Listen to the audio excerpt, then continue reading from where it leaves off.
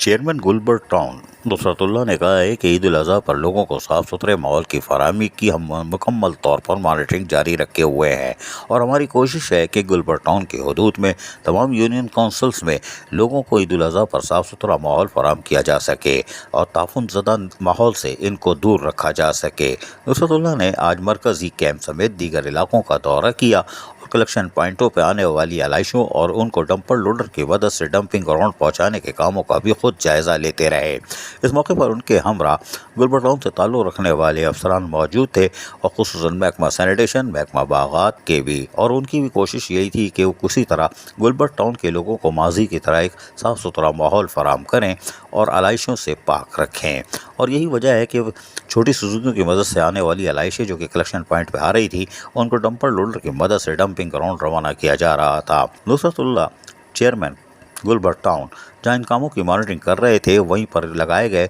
कैंपों में खुद बैठे रहे और आने वाली शिकायतों का भी जायज़ा लेते रहे। इस मौके पर उन्होंने हिदायतें भी जारी की कि लोगों को सहूलियात की फराहमी में किसी किस्म की कोताही बर्दाश्त नहीं की जाएगी और क्योंकि ये हमारा काम है मॉनिटरिंग करना और हम मॉनिटरिंग कर रहे हैं, लेकिन गुलबर्ग टाउन के महकमा सैनिटेशन की कारकर्दगी भी यकीनन कुछ इत्मीनान बख्श है। यकीनन होगी, अभी तो टाइम है और फिर 2 दिन आगे भी हैं, लेकिन गुलबर्ग टाउन के नाजिम नुसरतुल्लाह यकीनी तौर पर ये इनकी जिम्मेदारी नहीं बनती, लेकिन वो फिर भी गुलबर्ग टाउन के लोगों को साफ सुथरा माहौल फराहम करने के लिए अमली तौर पर मैदान अमल में मसरूफ़ हैं। अजीज़ आरिफ, KBS बल्दियाती न्यूज़ कराची।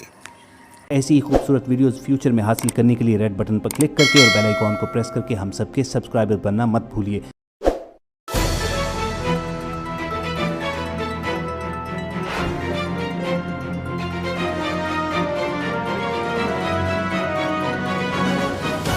KBS बल्दियाती न्यूज़।